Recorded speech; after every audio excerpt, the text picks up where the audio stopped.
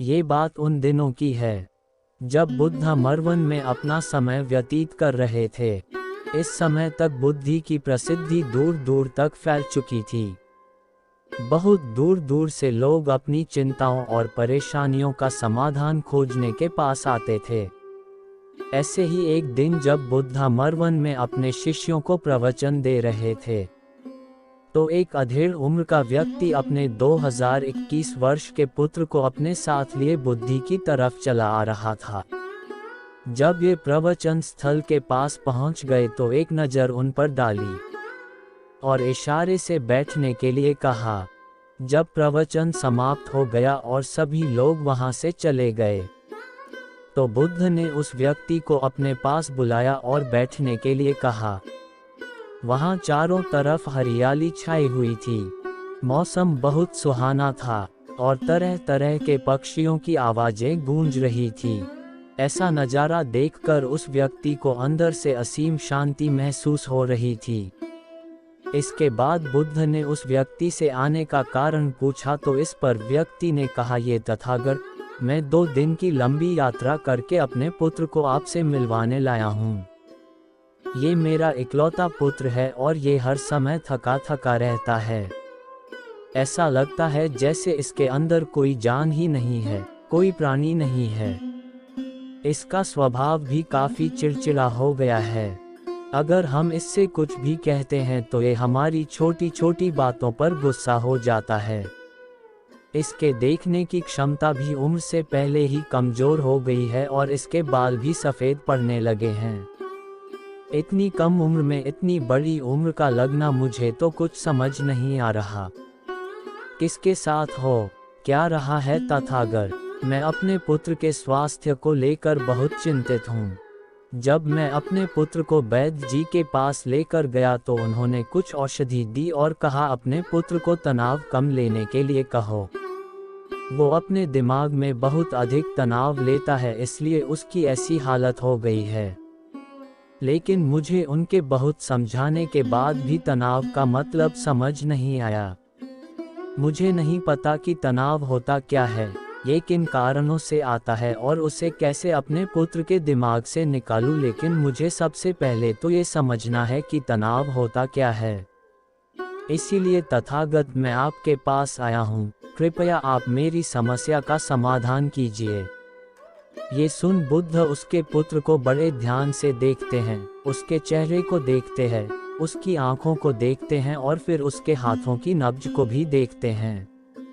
ये सारी विधि करने के पश्चात बुद्ध उस व्यक्ति से कहते हैं, तनाव लेना तो कोई नहीं चाहता, लेकिन फिर भी ये तनाव लोगों के दिमाग को दीमक की तरह पकड़ लेता है और व्यक्ति जान भी नहीं पाता कि वह तनाव में जी रहा है।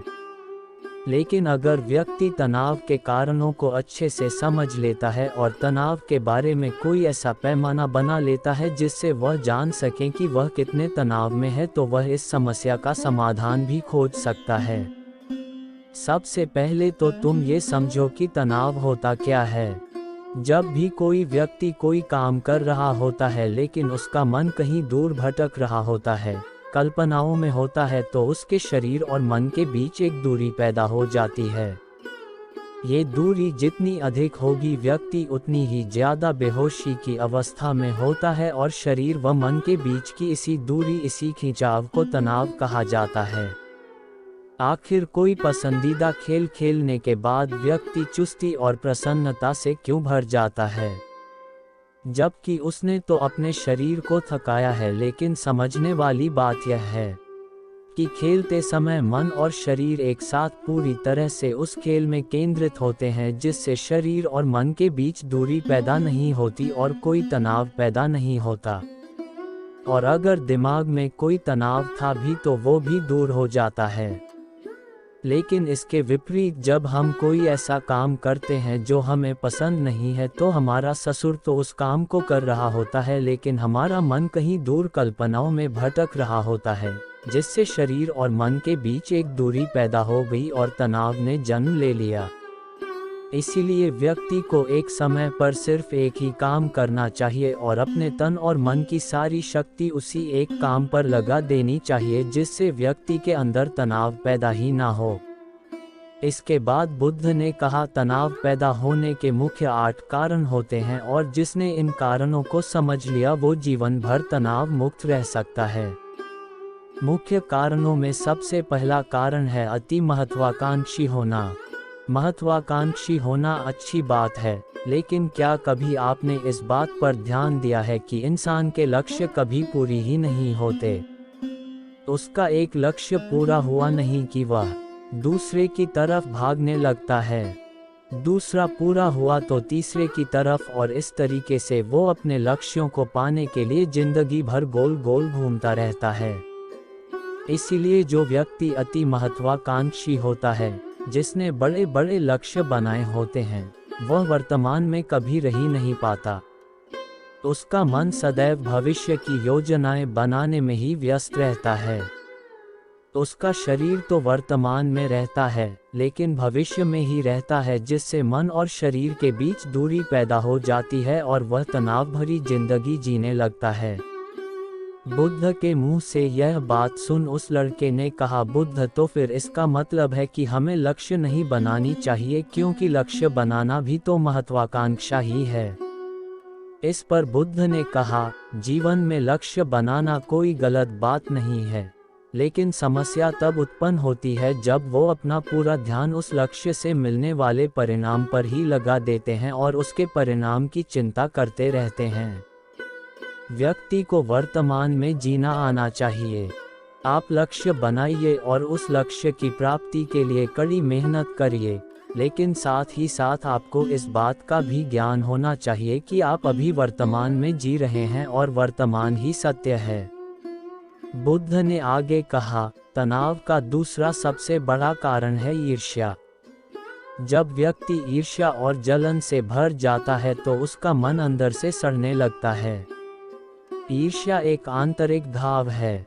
आंतरिक घाव यानी मन का घाव। व्यक्ति के शरीर का घाव तो भर सकता है, लेकिन मन का घाव कभी नहीं भर सकता। इसीलिए व्यक्ति को दूसरे की खुशी और तरक्की से कभी ईर्ष्या नहीं करनी चाहिए, क्योंकि तनाव का कारण है। इसके बाद बुद्ध ने तनाव का अगला कारण बताते हुए कहा कि आरुषिपूर्ण काम करने से भी मन में तनाव पैदा होता है। जो काम करना हमें पसंद ही नहीं है, जिसका में हमारी रुचि ही नहीं है, उस काम में हमारा मन लग ही नहीं पाएगा। हमारा शरीर तो वही बैठा रहेगा, लेकिन हमारा मन कल्पनाओं की उड़ान भरेगा, जिससे शरीर और मन के बीच दूरी पैदा हो जाती है और व्यक्ति तनावग्रस्त हो जाता है। इसीलिए इंसान को हमेशा अपनी रुचि के अनुसार ही कार्य करनी चाहिए। अगर व्यक्ति ने ये पता कर लिया कि उसे कौन सा काम करना पसंद है और वो उसी काम को अपने जीवन का लक्ष्य बना लेता है, तो फिर वो काम उसके लिए काम नहीं बल्कि खेल बन जाता है। फिर बुद्ध ने कहा, तनाव का चौथा कारण होता है किसी दूसरे से अच्छा रखना। बुद्ध ने उस व्यक्ति की ओर इशारा करते हुए कहा, एक पिता होने के नाते तुम्हारी अपने पुत्र से बहुत सी अपेक्षाएं होंगी कि तुम्हारा पुत्र एक बहुत ही कामयाब इंसान बने, तुम्हारा नाम रोशन करे, जैसा तुम चाहते हो उस तरह का जीवन जिए, तुम्हारी हर बात मानी। लेकिन क्या आज तक कभी किसी की सारी अपेक्षाएं पूरी हुई है? जब भी कोई व्यक्ति किसी दूसरे से कोई अपेक्षा रखने लगता है तो वो अनजाने में अपने लिए तनाव पैदा करने लगता है। जरा सोचो कि अगर तुम्हारा बेटा तुम्हारे अनुसार काम नहीं कर रहा और वो नहीं बन पा रहा जो तुम उसे बनाना चाहते हो, तो निश्चित रूप से तुम्हारे दिमाग को तनाव पकड़ लेगा। तुम तनाव से भरा जीवन जीना शुरू कर दोगे और इस तनाव के बस में आकर तुम ऐसा व्यवहार करोगे, ऐसी बातें करोगे कि तुम्हारा अपने पुत्र के साथ संबंध और भी खराब होता चला जाएगा। इसीलिए व्यक्ति को जितना हो सके उतनी कम अपेक्षाएं दूसरों से रखनी चाहिए, और अगर पूरी तरह से तनाव मुक्त रहना है तो दूसरों से अपेक्षा रखना ही बंद कर दो। इसके बाद बुद्ध ने कहा कि शारीरिक कष्ट भी इंसान के तनाव का एक कारण होता है। जब व्यक्ति किसी शारीरिक पीड़ा से गुजर रहा होता है तो उसका पूरा ध्यान बस अपने उस शारीरिक दर्द पर होता है और वो पूरे दिन बस उसी के बारे में सोचता रहता है, जिससे उसका मन दुख के विचारों से भर जाता है और ऐसी स्थिति में व्यक्ति तनावग्रस्त रहने लगता है। ये सुन उस व्यक्ति ने कहा कि हे बुद्ध, शारीरिक दुख तो किसी भी व्यक्ति को हो सकता है, तो फिर क्या हुआ? व्यक्ति जीवन भर तनाव में ही जिएगा। इसका जवाब देते हुए बुद्ध ने कहा कि इंसान को ये बात समझनी चाहिए कि हमारा जीवन दुखों का आधार है। जैसे जैसे हमारा जीवन आगे बढ़ता है, इसमें दुख आते हैं, बीमारियां आती है और फिर अंत में मृत्यु भी आती है। तो बीमारियां इंसान के जीवन का अभिन्न अंग है, कोई इनसे बच नहीं सकता। बस किसी किसी के जीवन में ये समय से पहले आ जाती है तो किसी के बाद में पड़ाती सबको है। जब इंसान का मन इस बात को अच्छे से समझ लेगा तो फिर वह अपनी बीमारी के बारे में सोच कर ज़्यादा तनाव नहीं लेगा, क्योंकि यह हमारे जीवन का अभिन्न हिस्सा है और इसके लिए व्यक्ति को शारीरिक रूप से भी अभ्यास करते रहना चाहिए। अपने जीवन में व्यायाम और स्वस्थ जीवन शैली को भी जगह देनी चाहिए, ताकि उसका शरीर लंबे समय तक निरोगी रहकर सही से काम कर सकें। तनाव का अगला कारण होता है अपनी योजनाओं को समझने के लिए समय न देना।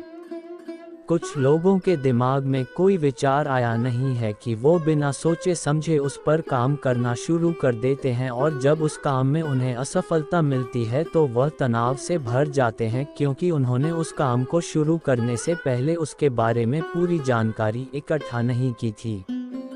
इंसान को कोई भी काम शुरू करने से पहले उसके अच्छे और बुरे परिणामों के बारे में ठीक से सोच विचार कर लेना चाहिए। इंसान को इस बारे में भी सोच लेना चाहिए कि अगर ये योजना सफल नहीं हुई तो फिर इसके बाद मैं क्या करूँगा। इसलिए व्यक्ति को अपनी योजनाओं को ठीक से समझने के लिए पूरा समय देना चाहिए, ताकि बाद में उस योजना की वजह से तनाव पैदा ना हो। तनाव का 7वां सबसे बड़ा कारण होता है टालमटोल करना, आज के काम को कल पर टालना। आप लोगों ने ये कहावत तो सुनी होगी कि आलसी इंसान के शरीर का सबसे बड़ा शत्रु है। इंसान आलस्य की वजह से आज के काम को कल के लिए टाल देता है और फिर काम को टालना उसकी आदत बन जाती है। काम को कल पर टालने वाले व्यक्ति का काम कभी भी समय पर पूरा नहीं हो पाता, और अगर किसी तरह से पूरा हो भी जाता है तो वह उतना अच्छा नहीं हो पाता जितना अच्छा उसे किया जा सकता था, और फिर यह बात व्यक्ति के अंदर तनाव पैदा करती है। लेकिन काम को टालना या काम को एकदम अंत समय पर करना एक आदत है, इसीलिए व्यक्ति ना चाहते हुए भी बार बार अपनी इस आदत का शिकार बन जाता है और काम को टालता रहता है, और फिर जब काम की समय सीमा पास आ जाती है तो वह तनाव से भरकर काम को पूरा करने का प्रयास करता है। इसीलिए तनाव मुक्त रहने के लिए व्यक्ति को काम को टालने की आदत छोड़नी पड़ेगी, और ये तभी संभव है जब व्यक्ति काम को समय से पहले खत्म करने का निश्चय करें। सबसे आखिरी और सबसे प्रमुख कारण जो तनाव का होता है वो है ज़्यादा सोचना। लगातार सोचते रहना भी एक बीमारी है, और यह उस व्यक्ति में सबसे ज़्यादा पाई जाती है जो कपोल कल्पनाएं करता है, जो अतीत की घटनाओं और भविष्य की बातों के बारे में सोचता रहता है, जो बेवजह के अनुमान लगाता रहता है। इसीलिए व्यक्ति को ज़्यादा सोचने की आदत पर लगाम लगाना चाहिए। इसके लिए जितना हो सके खुद को काम में व्यस्त रखना चाहिए और हर दिन ध्यान का अभ्यास करने को अपने जीवन का हिस्सा बना लेना चाहिए। बुद्ध के मुंह से यह सारी बातें सुनकर उस व्यक्ति ने हाथ जोड़कर कहा, बुद्ध, मेरा पुत्र तो अभी मात्र 20 वर्ष का ही है और इसमें अभी इतनी समझ भी नहीं है कि यह आपकी बताई सारी बातों का एक साथ पालन कर सकें। आप कृपया करके तनाव मुक्त रहने का कोई आसान सा तरीका बता दें, जिससे मेरा बेटा उसका अनुसरण भी कर सके और तनाव मुक्त भी रह सके। उस व्यक्ति की यह प्रार्थना सुन बुद्धि ने कुछ सोचते हुए जवाब दिया, अगर तुम इतनी सारी बातों का पालन नहीं कर सकते तो इसके लिए एक बहुत ही आसान विधि है। तुम एक बार में एक काम को करने पर ध्यान लगाओ भी काम कर रहे हो, उस समय पर सिर्फ उसी काम को करो, सिर्फ उस पर ही अपना पूरा ध्यान लगाओ। और अगर तुम्हारा मन इधर उधर भटक जाता है तो जैसे ही तुम्हें याद आए उसे वापस फिर उसी काम में लगा दो। ये सबसे आसान और अच्छा तरीका है तनाव मुक्त रहने का। जब तुम भोजन करो तो उस समय सिर्फ भोजन ही करो, उसके पूरे स्वाद का आनंद लो, उसी अनुभव करो। जब चलो तो अपना पूरा ध्यान सिर्फ चलने लगा दो। इससे तुम्हारा मन और तुम्हारा शरीर दोनों एक जगह पर केंद्रित रहेंगे। दोनों के बीच दूरी पैदा नहीं होगी, जो कि तनाव का मुख्य कारण होती है। दोस्तों, आज की युवा पीढ़ी एक ही समय पर दो दो तीन तीन काम करने के आदी हो चुकी है, जैसे फ़ोन पर बात करते हुए गाड़ी चलाना, खाना खाते हुए टीवी देखना, ये फ़ोन चलाना, और फिर इनकी शिकायत रहती है कि मैं तनाव में जी रहा हूँ, मेरा मन शांत रहता है, मैं चिड़चिड़ा सा हो गया हूँ। जब कोई व्यक्ति एक ही समय पर तीन तीन काम करेगा तो तनाव पैदा होना तो स्वाभाविक है, क्योंकि दिमाग तो एक समय पर पूरा ध्यान लगाकर सिर्फ एक ही काम कर सकता है। पूर्ण रूप से एक ही समय पर दो कामों पर ध्यान कभी नहीं लग सकता। इसीलिए जहाँ तक संभव हो सके एक समय पर सिर्फ एक ही काम करने का प्रयास करें, वो भी पूरे ध्यान के साथ। दोस्तों, आशा करता हूँ कि आपको इस स्टोरी से काफ़ी कुछ सीखने को मिला होगा।